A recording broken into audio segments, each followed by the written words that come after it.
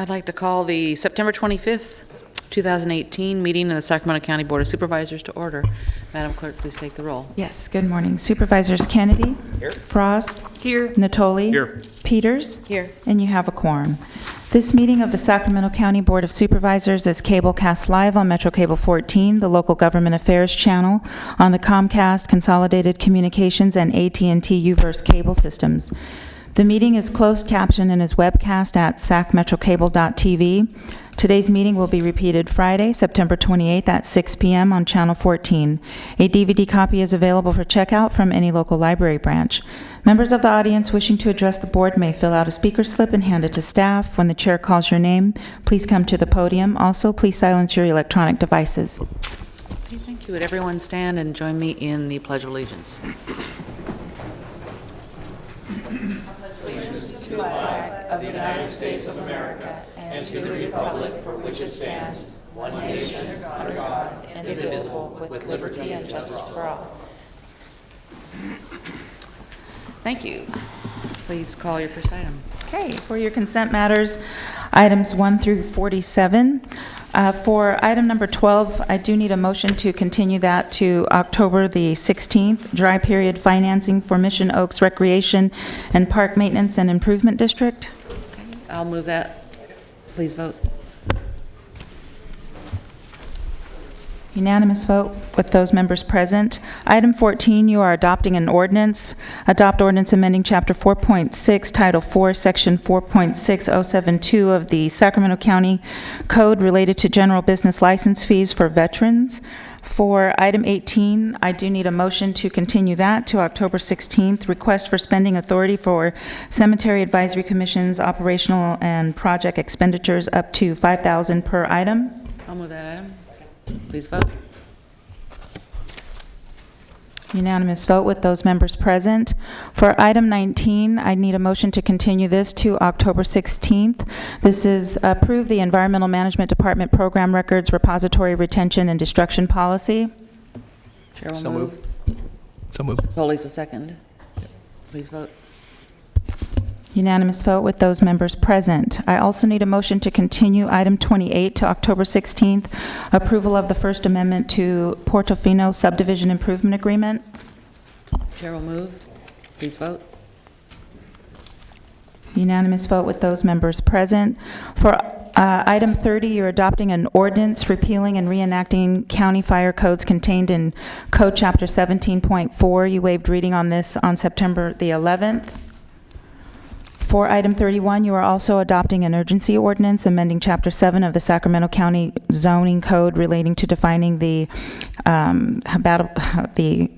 habitable area. Forgive me. Habitable. Having a thank you. It's one of those days, sorry. For item 32, you are also adopting the ordinance for the South Sacramento Habitat Conservation Plan.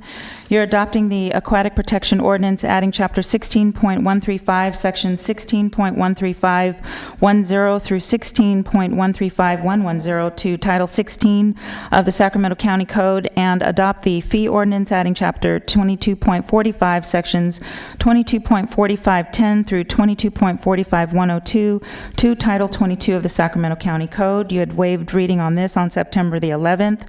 And then for item 39, there is a request to hold this for discussion, approve a revised framework agreement, cost-sharing agreement, technical consultant contract, and authorize the Director of the Department of Water Resources to execute a contract with EKI Environmental and Water Incorporated to develop a groundwater sustainability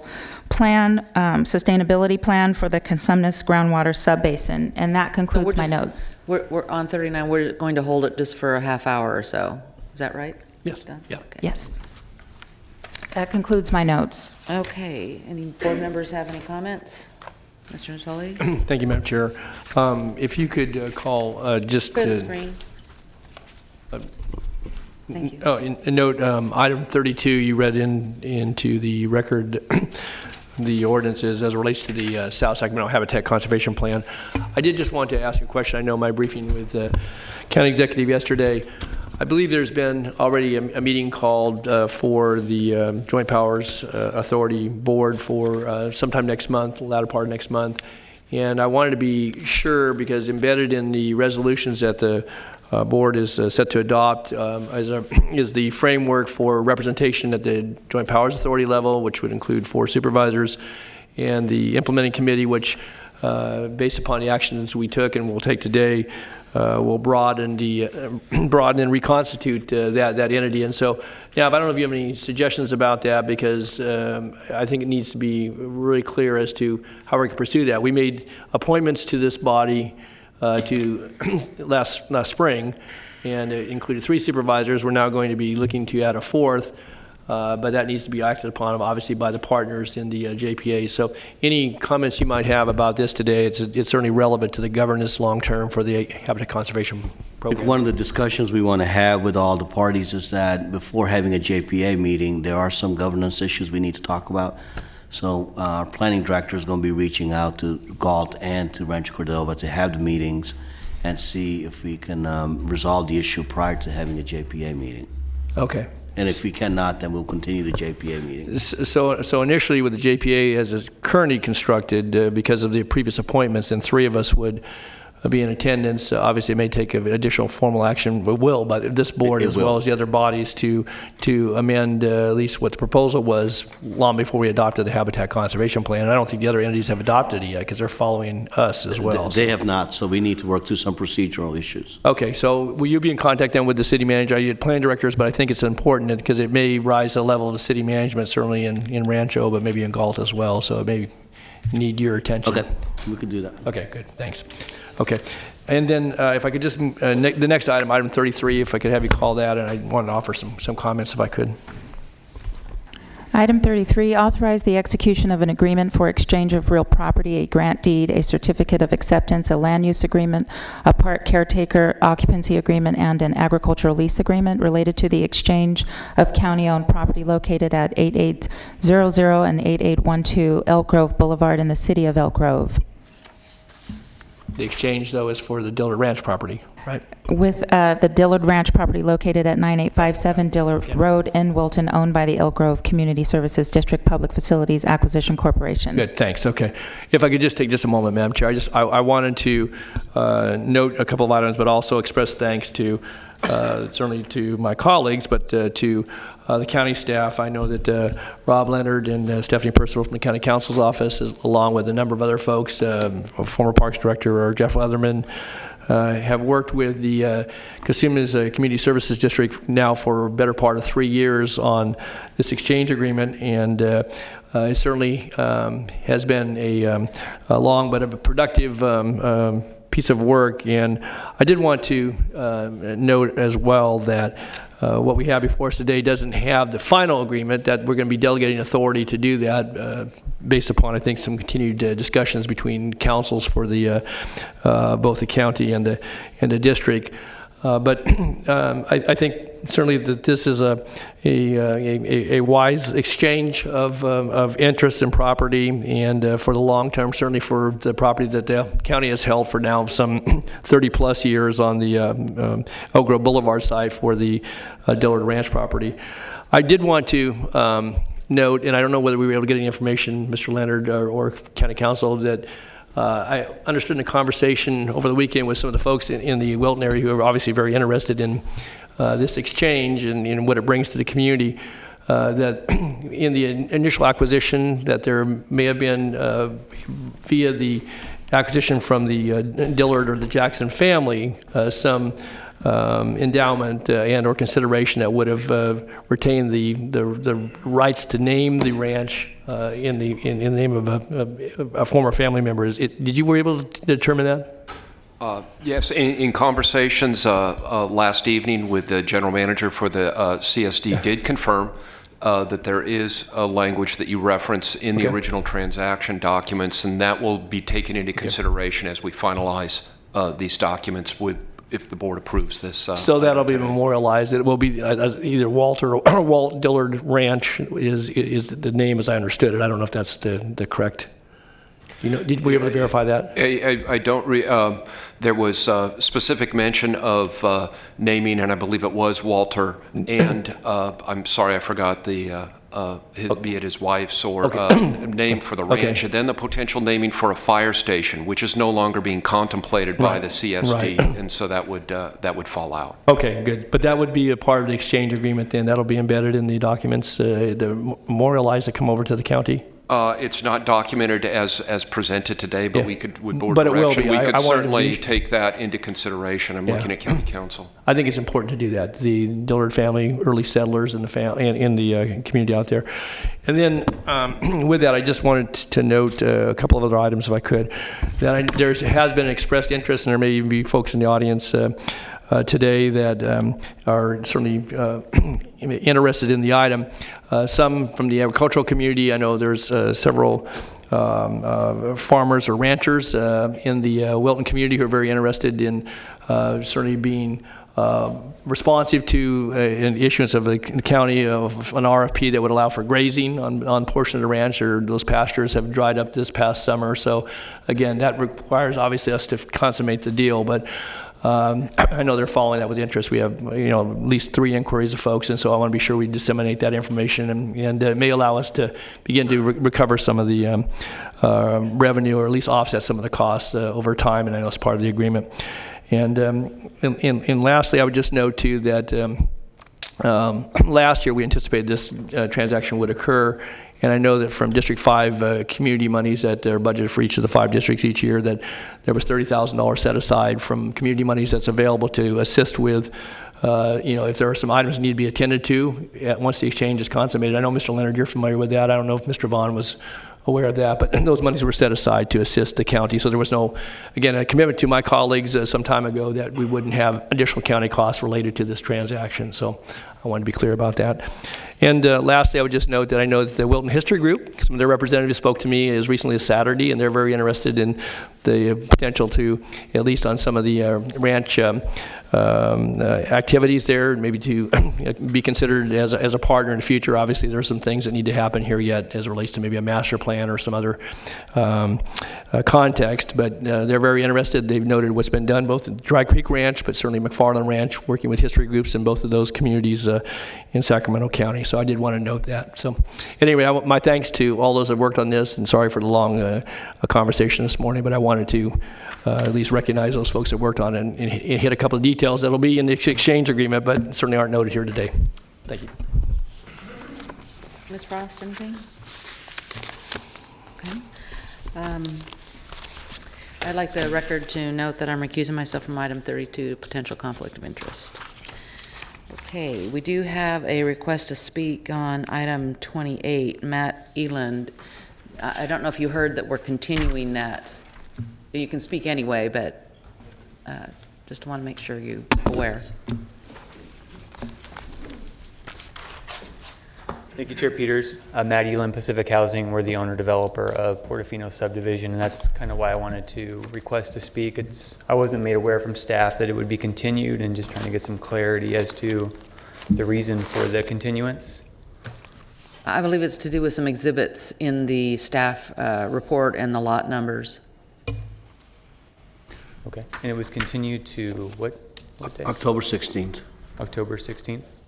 So we need to work, I guess it's just this news test at this hearing that this would be continued. Yeah, so. it came up yesterday afternoon, so Okay. I'm sure someone will be in touch with you if it's necessary. It may be just an inter-office communication problem. All right. Thank you. Okay, thank you.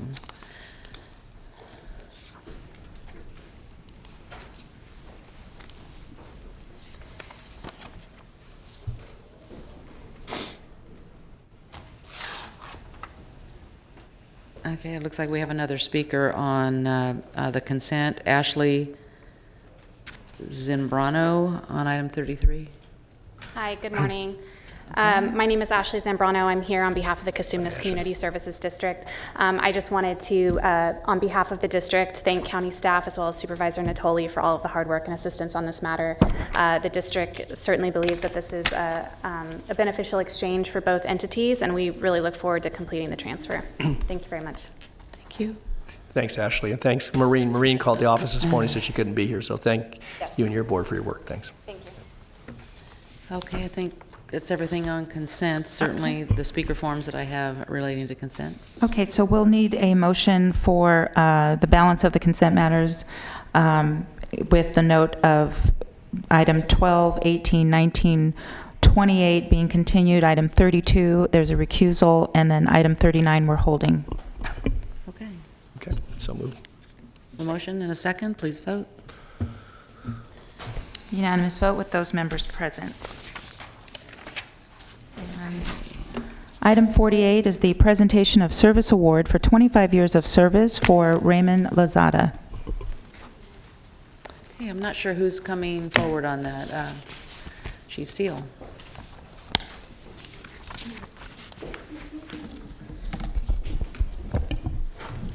Thank you.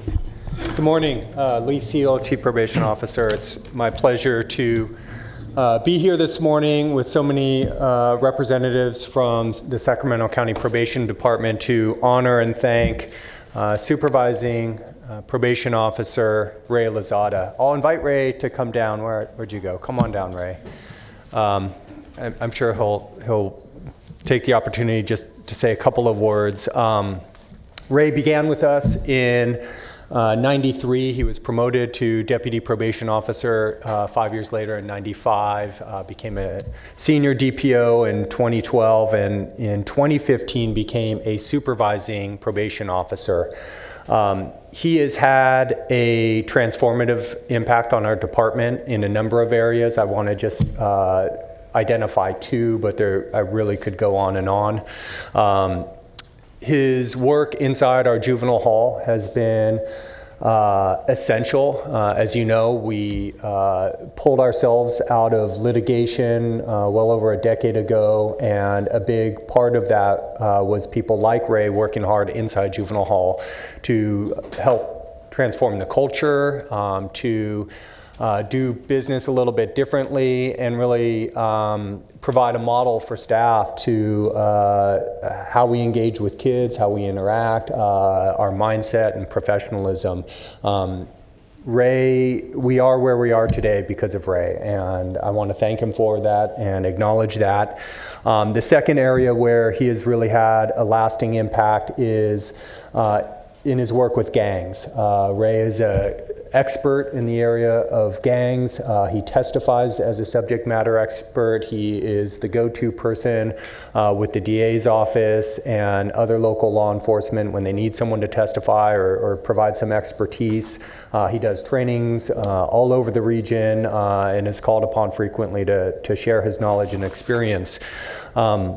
He was part of the gang unit several years ago at a time where our department was doing quite a bit in this area because we have and work closely with people on probation. We get a lot of intel, and a lot of that comes through regular law enforcement, but a lot of it also comes through relationships and the kind of work we do interpersonal, and nobody's better at that than Ray. As people know, we had to make some tough decisions during the budget cuts, and unfortunately we had to cut back in that area, and I think that was heartbreaking for not just Ray, but for many of the people who stand behind me who really valued that work.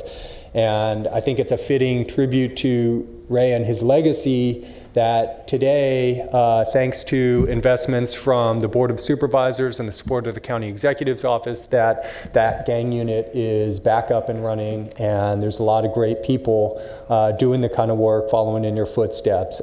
Ray himself is not doing that work specifically, but he is doing extremely important work as part of the Black Child Legacy campaign. He's working with young people and young adults, some of whom, quite frankly, are some of the most challenging folks out there. These, youngsters in their 20s are unpredictable and really high risk. And when there's a challenge, we throw it at Ray. So thank you, Ray. I want to conclude by just calling out something I didn't know until it was brought to my attention, just the numerous awards that you've received over the years.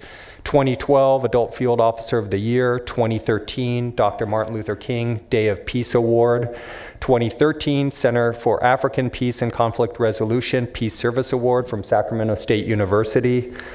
2013 Friends Care Award for volunteering to work with children dealing with adverse childhood experiences and incarcerated parents. On behalf of everybody, the board, the entire department, it's a tribute to you to see so many people gathered today. It's really a legacy that you should be proud of. I want to thank you for your 25 years of service. But one last thing before I do, we have to give credit where credit is due and call out Tracy Lozada, who is with us here as well. Ray, you didn't think you were going to take credit for all of this, did you?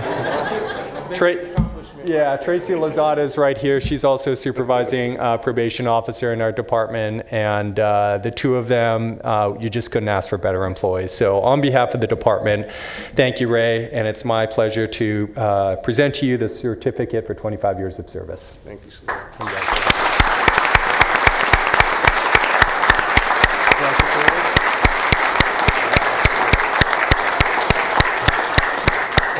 You know, Chief knows I can talk, so if he offered me the microphone, I guess you guys must have some time. No, it's, first I want to thank the Board of Supervisors for taking the time, to acknowledge, the officers and your employees that reached this milestone. It's priceless, and I got a bunch of emotions going on, and then, just all at once, and then Chief goes to my wife, and it's like, I always joke about how that's kind of like the Oprah Stedman relationship, right? I just kind of the guy on the side. Is she that wealthy? Well, she makes more money than I do, so. No, but it's been great. Probation has been more than just a career. It's been purpose. It's been fulfillment in life for me and, my coworkers, each of which means so much, for those of us that grew up in this department. But it was, my mom was 13 years old when she birthed me into this world, and my brother came at 15, and we struggled for a lot of years. And so growing up, understanding community, understanding support, and understanding love, I have to say, if it wasn't for God's mercy and grace in my life, I could easily be on the other side over here on one of those 7th, 6th, 5th floors over there. But because of the department and all the support, the supervisor that I had over the years, it really helped to culminate what it means to serve and what it means to love, and whether that means serving honorably, selflessly, sacrificing as a peace officer on behalf of others, or understanding the need that we need to keep striving for social justice and probation, and for the leadership of our department to pretty much allow us to be able to function and acknowledge that and strive toward that unapologetically has been what I've been at 25 years, what I'm most proud of is the direction and leadership that we have at this time. But to my coworkers who showed up, everybody, I gleaned something. I'm thinking more than just coworkers, those that took the time to help out with tactics, because Ray's always been good at talking, but the tactics needed some help. And I'm thinking of my comrades in the old gang unit that were patient with me at that time. But even more than that, their example of being young fathers. I was raised by my grandparents, and I didn't have traditional moms and dads. And growing up shoulder to shoulder with those guys at that time, when I started my own family, my son Christian is here. My daughter's 21. She's getting married in January. And it's just, I owe it all really to the opportunity that the county's provided. And so again, I'm thankful, and I appreciate you taking out the time. And best days are always ahead.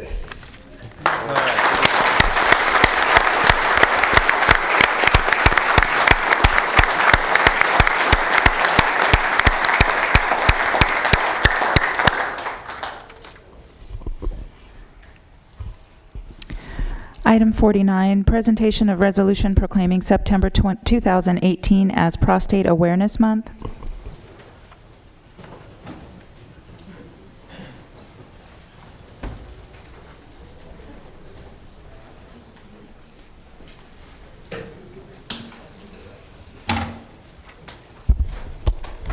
Mr. Doss, are you in the audience?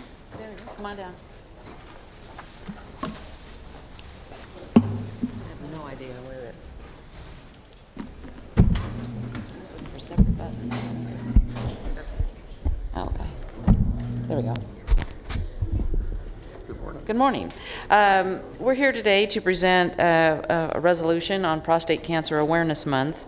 Prostate cancer is the most frequently diagnosed cancer in men and the second leading cause of cancer deaths in men. The Cancer Society estimates there'll be about 165,000 new cases of prostate cancer in the USA in 2018, resulting in an estimated almost 30,000 deaths. It's estimated that over 15,000 men will be diagnosed with prostate cancer this year, and 3,500 California men will die from this disease.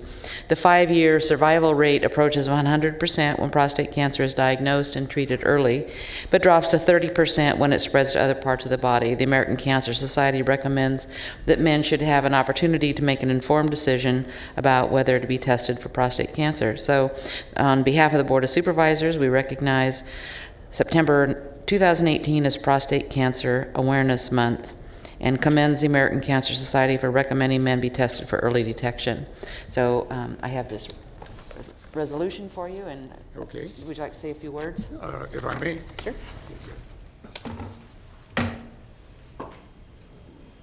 As the director of the California Prostate Cancer Coalition, we want to thank you for issuing your resolution today. We are pleased that with your resolution, you are joining with the White House, the U.S. Congress, California Senate and Assembly, and many other government bodies across the country in designating September as Prostate Cancer Awareness Month. Your resolution will bring awareness about this little-known deadly disease to the attention of our community. Here are some additional interesting facts about prostate cancer. Today in the USA, there are over 3 million men living with a history of prostate cancer, and I'm one of them. In the average American family, the husband has a similar risk factor as his wife has in developing cancer, hers being breast cancer, his being prostate cancer. In the USA, 1 out of 9 men will develop prostate cancer. 1 out of 8 women will develop breast cancer. Men also have the same death rate from prostate cancer as women have from breast cancer. Every 18 minutes, 24/7, an American man dies from prostate cancer. Prostate cancer is a cunning disease because in the early stage, there are no tests, there are no self-tests, and there are no symptoms. That is why many cancer researchers are now suggesting that every man have a baseline prostate cancer examination starting at age 40. Men with a family history of prostate cancer, African American men, and Vietnam veterans should consider having their baseline examination at age 35. As stated in your resolution, the American Cancer Society recommends that every man have an opportunity to make an informed decision about his prostate cancer testing. Once again, we want to thank you for your resolution in support of prostate cancer awareness and the opportunity to speak with you this morning. If you have any questions, I'd be happy to answer them. Thank you. Okay. Thanks for coming in every year. Okay. This is number 13. 13, wow. Thank you. Thanks.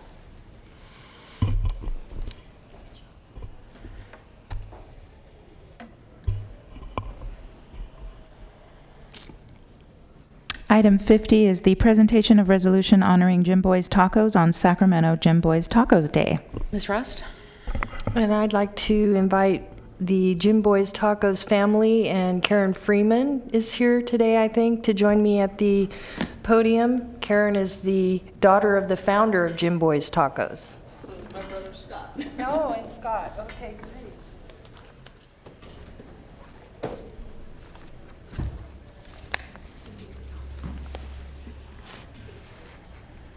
Hi. Very good, thank you. But it gives me great pleasure this morning to present a resolution on behalf of the Sacramento County Board of Supervisors to the Jim Boy's Tacos family. And I'm going to read this because there's some really interesting history in here.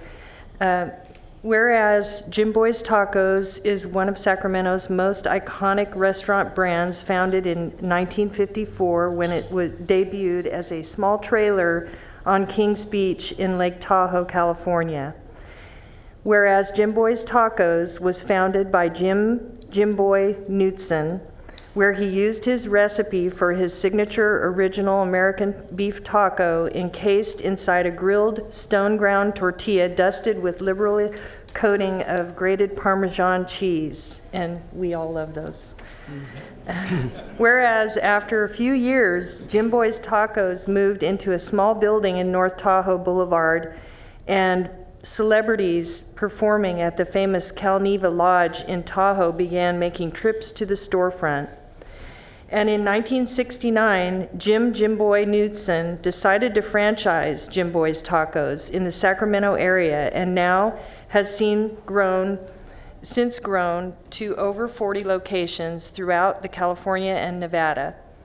Jim Boy's Tacos has played a vital part of the economic engine of Sacramento County for over 45 years and served as an important source of jobs in our community.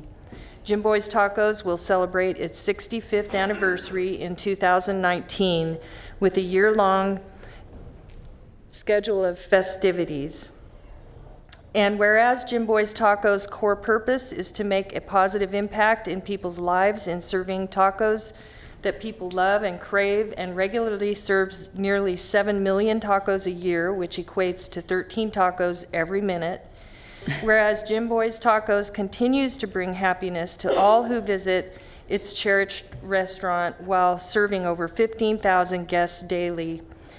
Therefore, be it resolved that the members of this Board of Supervisors for the Sacramento County do hereby honor Jim Boy's Tacos with Sacramento County's Jim Boy's Tacos Day, and extends its sincere congratulations for its many dedicated years as a successful business here in Sacramento and the surrounding communities. And I just want to congratulate you on a lifetime of success with your franchise. And actually, I was 2 years old when your dad started that. So I've had Jim Boy's Tacos all my life, and I'm glad. Would you like to say a couple of words and introduce yourselves? Okay. Thank you so much. I would like to introduce my family. This is my brother, Scott Knutson, and my son, Eric Freeman. And I would also like to acknowledge the wonderful people that came here with us. We have franchisees here, Greg Ladner, Michael, and Gary Perez. They've been longtime franchisees, and they really, truly are the ones that represent our food so well in this community, and I am grateful to you guys. Thank you. Thank you so much. We have Bob Anderson, who is the CEO of our franchising entity. We have Dina and Todd, and having recognized them, I just would like to say thank you so much. This is such an honor. It wells up in me and I am so grateful. We are so grateful. Sacramento has embraced us, and it has given real meaning to our brand because they are devoted, and they have been devoted for so many years. And so I guess really we're just so grateful to this community. Thank you so much, Sue, for this. We really appreciate it from the bottom of our hearts. And thank you, family.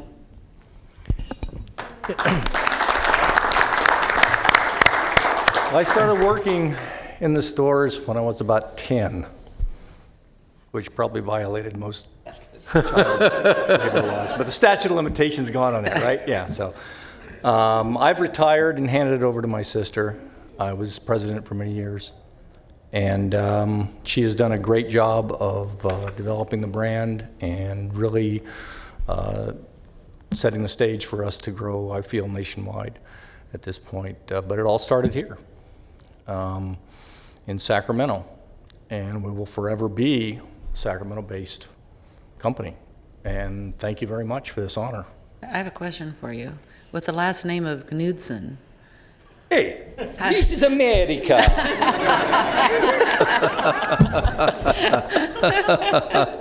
You know, Shaky was Irish, and he started a pizza party. So, There you go. Okay, Mr. Natoli? Yeah, Karen, Scott, and Eric. Yes. Before you leave, I too have grown up with Jim Boy's Tacos, and remember very well one of the, no longer there, but one of the franchises that was on Stockton Boulevard, south of Florin Road there, in that little A-frame building. And at a time right after high school, in college, we were painting houses, and that was, you know, kind of working for wages and looking for a place to eat. Jim Boy's was always great value, great food, and in those days, we'd all buy ourselves a 6-pack of tacos, and that would be, you know, For $1, probably. well, pretty close to it, but iconic, as Supervisor Frost says, and, you know, even today, it's, you know, it draws you. I think your taste buds immediately react when you see the Jim Boy sign, because it draws you to the restaurant, very, very, very frankly. And again, certainly have enjoyed the opportunity to eat at your restaurants and appreciate not only the good food, but the people you employ here and the fact that you are home-based here in Sacramento. And I guess today is Taco Tuesday, is that right? So, yeah. Yes, it is. Yeah. Yeah, we will. Okay. Anyway, again, thank you so much. Congratulations, and it's you know, it's great to have you with us this morning. And 65 years is great. Yeah. Would you permit me to have a picture taken with? Oh, no, I was the going to people ask who have- all who your have come? I franchisees really to come can't. up and employees. It's best to come up closer to us in this Okay. area. Yeah.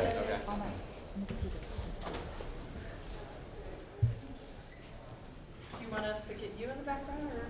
No, I think we're good here, unless you've got, no, you're going to face that way. Everybody squishing together. Squishing together. Oh. Squishing together. Yes, thank you. I got that. Thanks.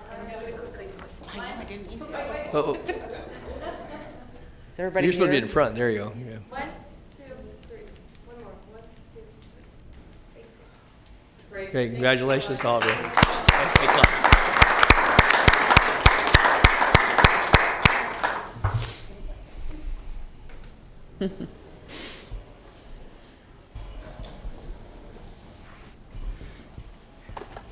Item 51 is the presentation of resolution recognizing October 7th through 13th, 2018 as Code Enforcement Officer Week for Sacramento County.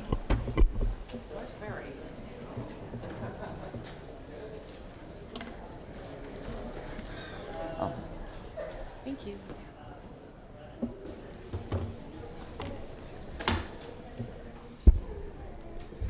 And we're bringing the unsung heroes of the unincorporated area forward here. The state of California has proclaimed second week of October as Code Enforcement Officer Appreciation Week.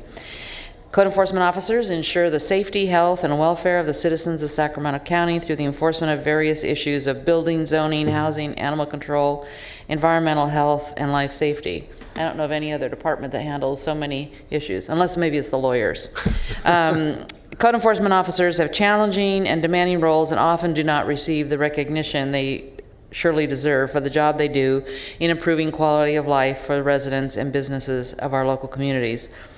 The role of many code enforcement officers has expanded in recent years, with jurisdictions increasingly relying on the expertise and training of code enforcement officers.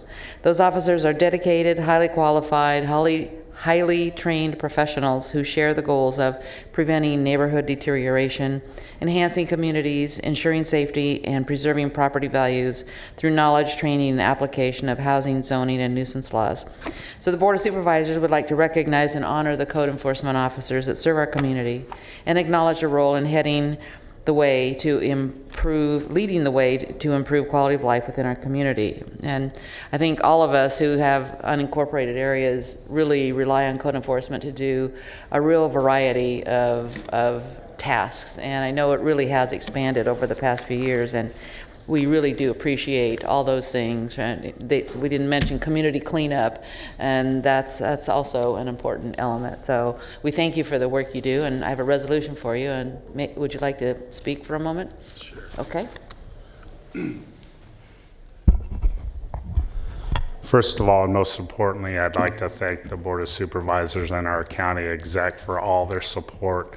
There's been a lot of changes made in what we've done over the last couple of years, and you've been there all the time to help us get where we needed to be. With us being recognized with a week honoring code enforcement, it brings to the forefront the fact that now California has a code enforcement association. And this started with them bringing this before the governor to have it signed. The goal of CASIO, California Code Enforcement Officers Association, is to better train all code enforcement officers and to work to have continuity in what we do and make sure that we're all looking at the same things and we're working hard to do the best for the counties and jurisdictions that we serve. So like I said, I'd like to thank the Board of Supervisors. I'd like to thank you for this proclamation, and I'm very proud of my troops, so thank you very much. Thanks, Barry. Thank you. So, we really appreciate all the work you do. I hope it's the first of many, now that we have an official week. Yeah, that'd be great. Thank you very much. Thanks for your leadership, Barry, as well. Yeah. Yes. Really Madam Chair, if I may. If I may, I just wanted to, thank Barry and all your troops. District 2 is no different than any other district, and probably the department we deal with more than any other is code enforcement. We don't always agree because sometimes we're in a position to advocate on behalf of constituents, and you guys have your role to do, and you always do it professionally. And I can only speak for District 2. You have made District 2 in many areas that I don't have to name a better place, and a better place for the residents of the area. So I thank you very much for your work. Thanks. Thanks. Thanks, Barry.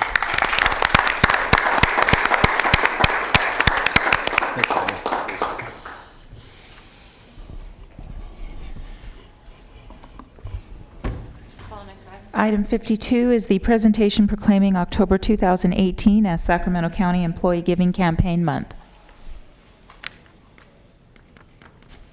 Okay, there it is.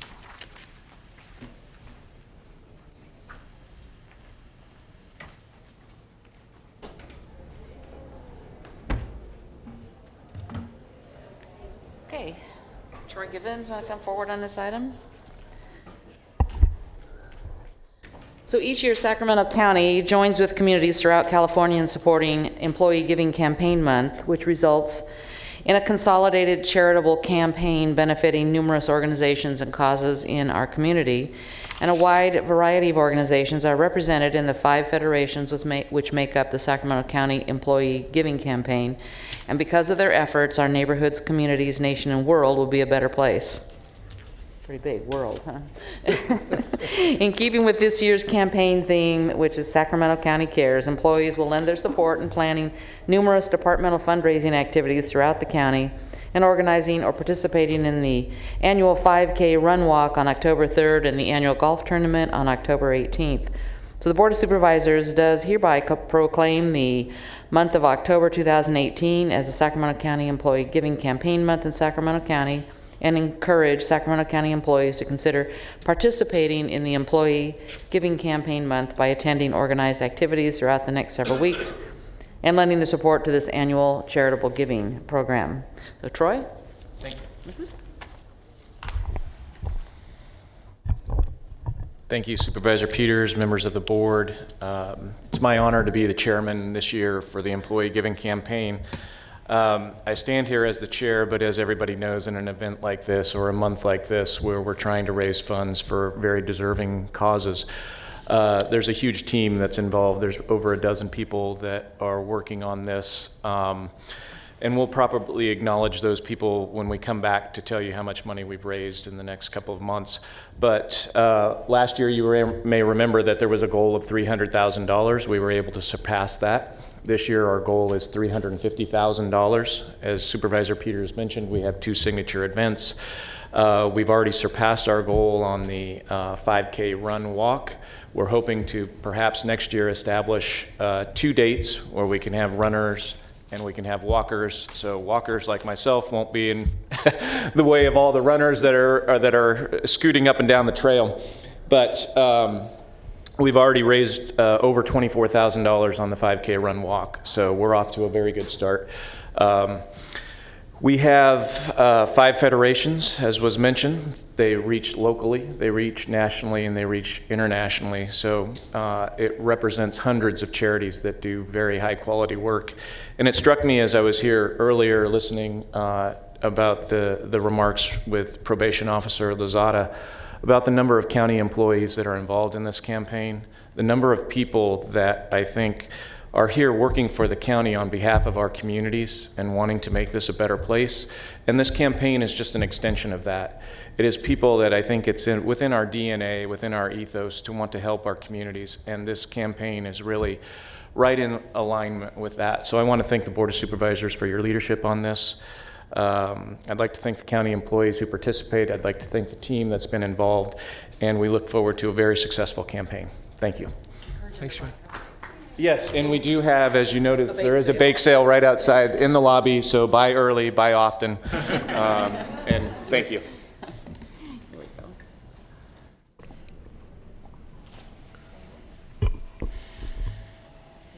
Good luck. Thank you. Thanks,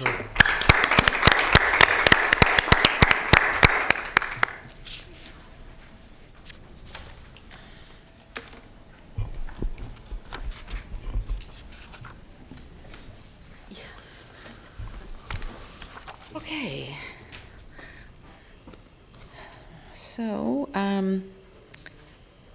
we're going to go to item 53 and then Okay. back to 39. Sure. We need to take a very short A recess brief for recess technical. to reset the, okay.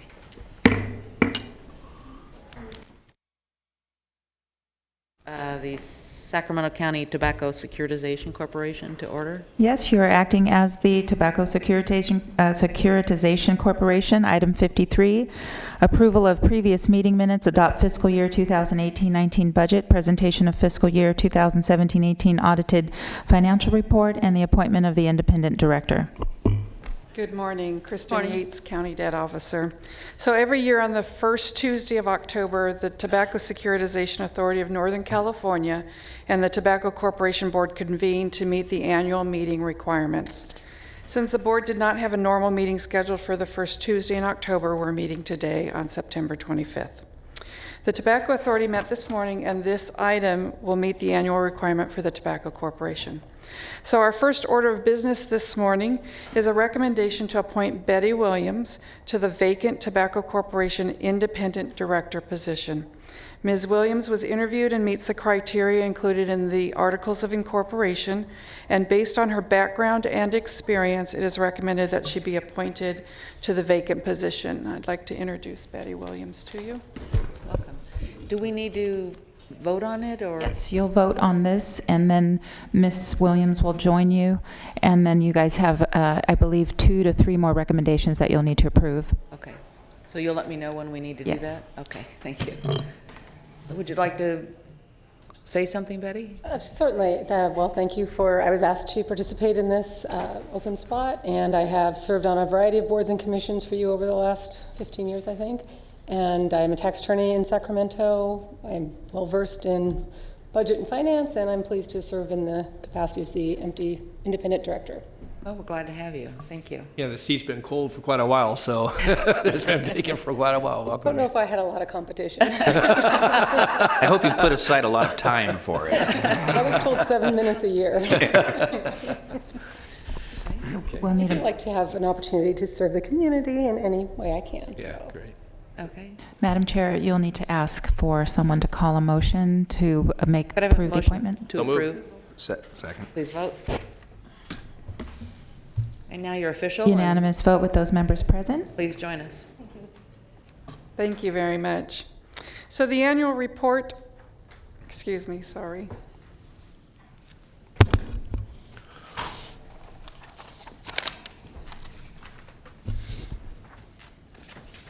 So the annual report before you includes the following recommendations: an approval of last year's meeting minutes, the adoption of the fiscal year 18-19 budget so I can begin to pay bills, and the receive and file of the June 30th, 2018 audit. So I'm here to answer any questions if you have any from the staff report. Otherwise, if you could move those recommendations, that would be great. Move approval. Second. Seeing no questions, please vote. Unanimous vote with those members present. Thank you so much. So that's it, Betty. Yeah. You did a great job. Thank you. Great job. See you next year. Okay. Now go back to item 39. Yes. What's item 39?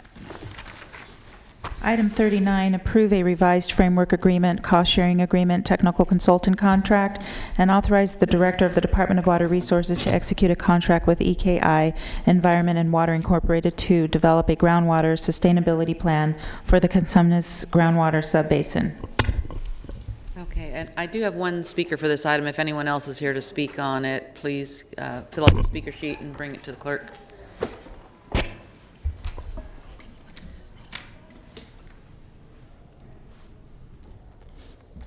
Good morning, Chair and members of the board. I have a map that I'd like to project, if I could, on the screen.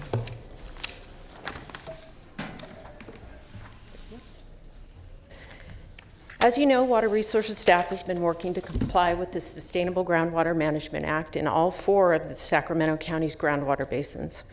The item before you today is related to those activities in the Consumnes subbasin, where your board has management responsibility over a small portion of the basin. And on the map, it is the white area shown.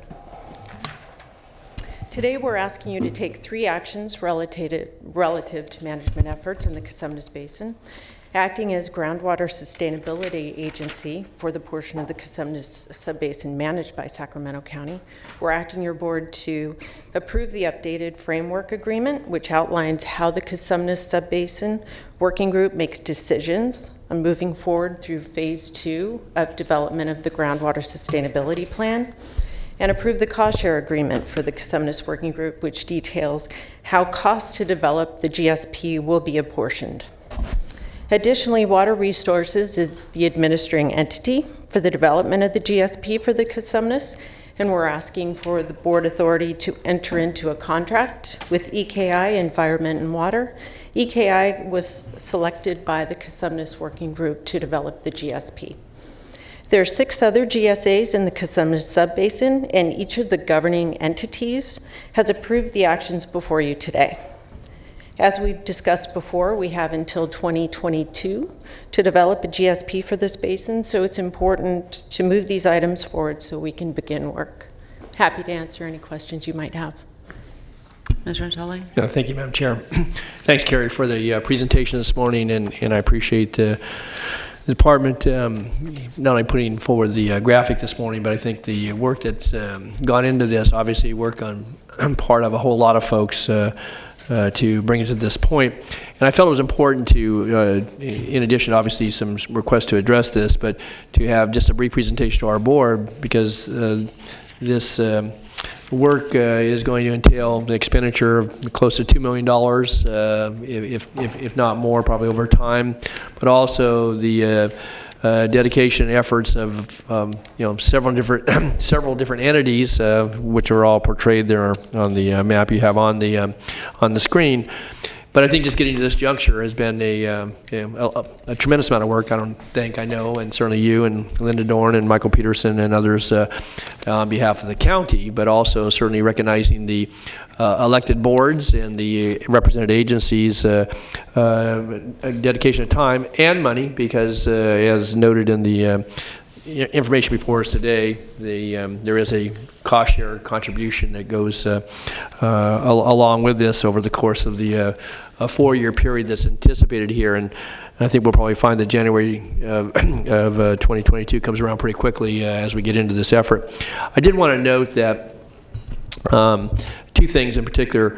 One, that as I understand it, there's been some discussion about different junctures at which this work will be presented beyond the working group, obviously, to the broader community. And I think as embedded in this information, there's an outreach plan that's talked about, in some of the dollars will be devoted to doing that. But I think a logical place, at least for some of the back and forth, I think that'll be important in developing a plan, would be to utilize, at least as one of the forums, the Community Planning Advisory Councils, 4 of which are certainly covered in this, certainly in the Sacramento County portion, and that would be the Vineyard, the Casumas, the Southeast, and the Delta Community Planning Advisory Council. So I would ask that as a part of this, again, it's not necessarily county staff's responsibility, but that the working group consider that maybe early on, once the consultant is brought on board and there's a contract and there's certainly there's a scope of work that's already talked to in the information before us today. And then some junctures when maybe there is some additional feedback and as the planning goes forward. Because I think it's going to be key, certainly in the area where we have property owners, some of them obviously in a more suburban setting, but many of them in a rural setting. There are organizations that may be a part of, but the water districts, irrigation districts, and the certainly the city of Galt obviously has a city council. But I think it's going to be important to ag-res pumpers or the agricultural pumpers, to those that have it for M&I uses within the city framework or elsewhere within the plan area, to have forums that really do reach out to folks, because what this will obviously entail is not only a lot of work, but a plan that will carry us through, I guess, show compliance through 2040, and will probably be the basis for other, knowing the legislature and how they tend to weigh in on these things, that probably for subsequent actions by the legislature. So I think it's important that we do our best to get it, to get it right as best we can the first time around. I also would just note, too, that there's a piece in here, and it may be addressed by folks today or not, but I think it's still key in the long term as it relates to a unified plan, but certainly the entities, the GSAs, and the whole issue of governance. And we've spent a lot of time, certainly you, Carrie, and Linda. I know I've been involved in some of those conversations along with the water forum that's going to be the project manager.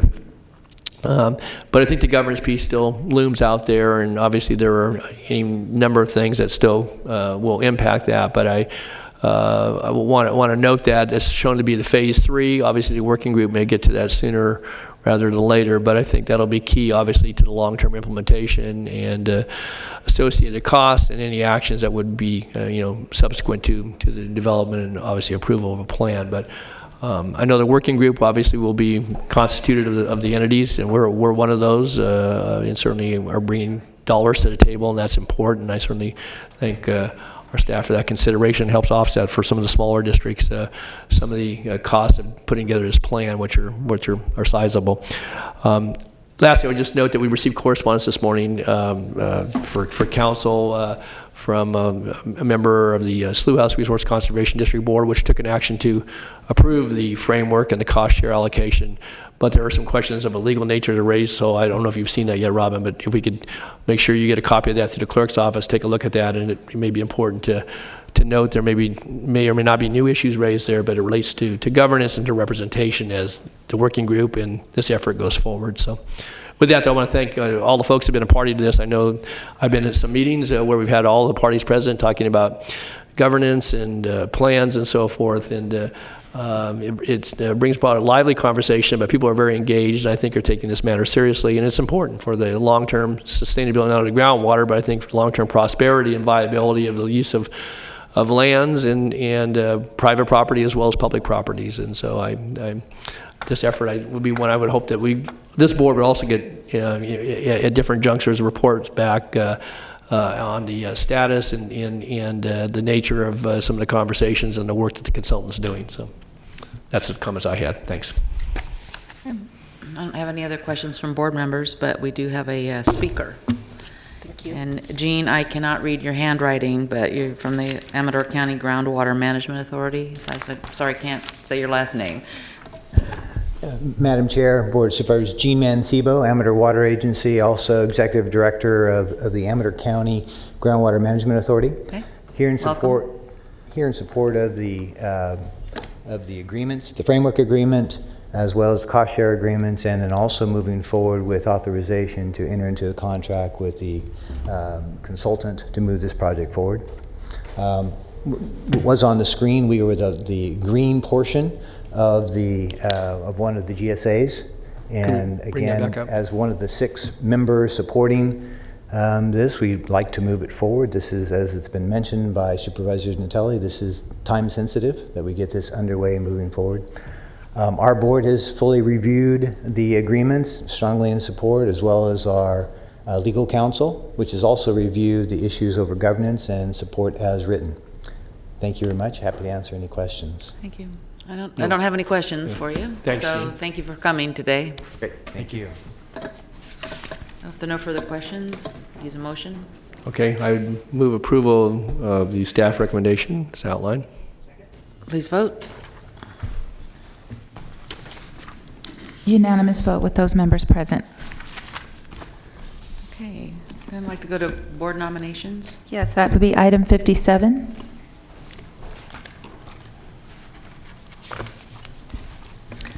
You are continuing to October 30th, the South Sacramento Area Community Planning Advisory Council and the Vineyard Area Community Planning Advisory Council.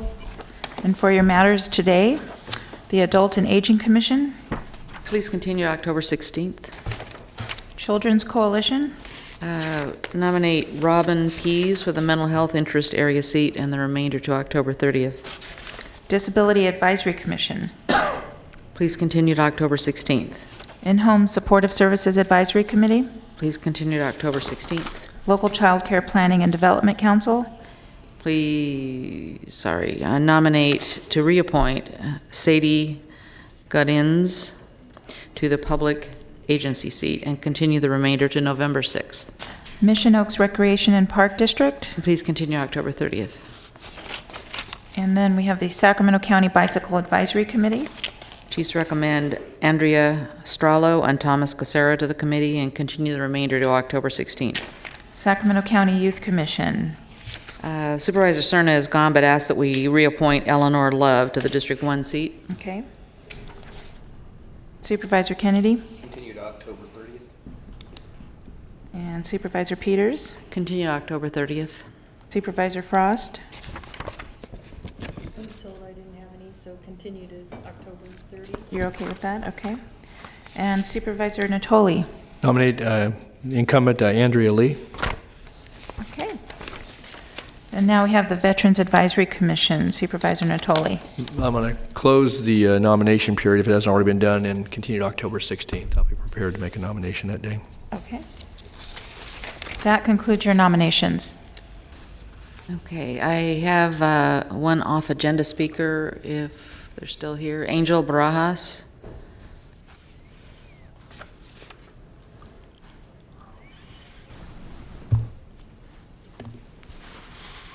Good morning. Good morning, Madam Chair and Board of Supervisors. My name is Angel Barajas. I'm a business agent, a representative of United Public Employees, and we represent approximately 90% of all county employees here, as you know.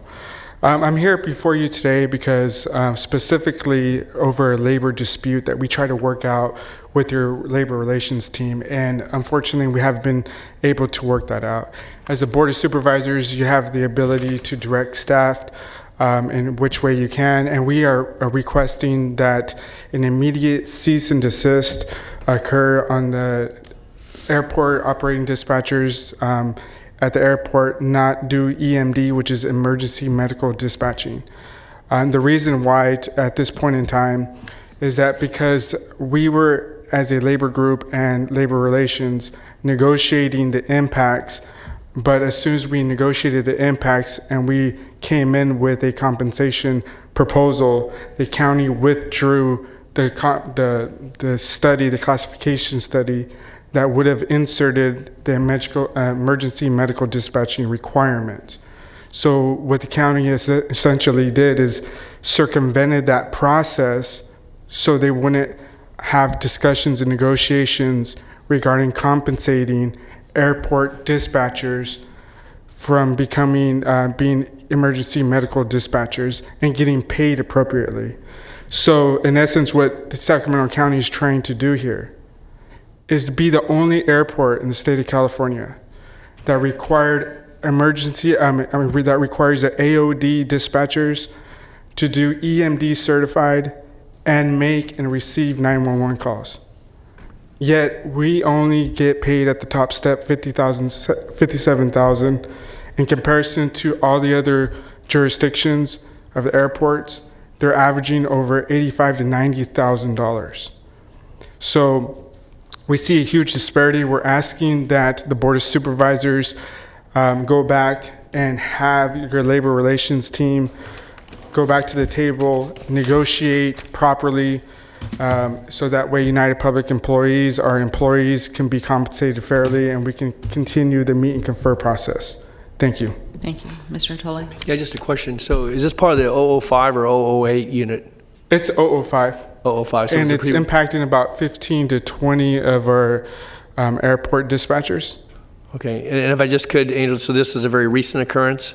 You know what? We went to the table on May 31st, 2018, and the county withdrew the classification study in which the EMD was supposed to be part of it. Okay. But this is what they're doing.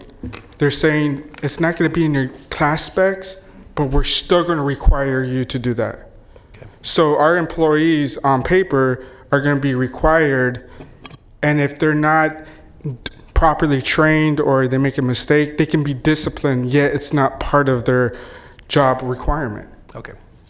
So, right. and also I have here for the Board of Supervisors, we did file an unfair labor practice charge on that, but as a Board of Supervisors, you have the right to direct your staff to go back to the table, so that way we can be able to negotiate this at the lowest level and not through the unfair labor practice charge. Thank you, sir. So you know we cannot make any decisions on this, but because it's not on the agenda. So if you'd like to give those documents to the clerk, Absolutely. She'll make sure they're passed out. Thank you. Appreciate it. Thank you.